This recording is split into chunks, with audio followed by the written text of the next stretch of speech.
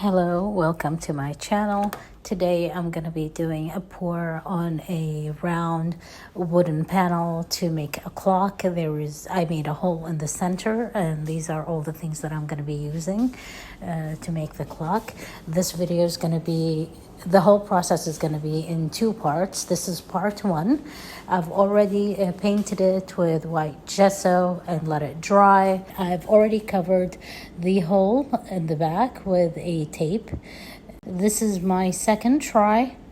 I didn't like the first one. Don't worry, the paint is not going to be going to waste. I will scrape it and use it for another project. So here I am layering the paint.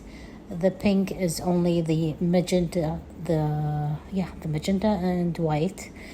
So I'll let you enjoy the process. As I said, this is part one. Don't forget to like, share, subscribe, and hit the notification button. This is the only support that I need from you to make my channel grow. So thank you for watching in advance and enjoy the process. Thank you. Bye.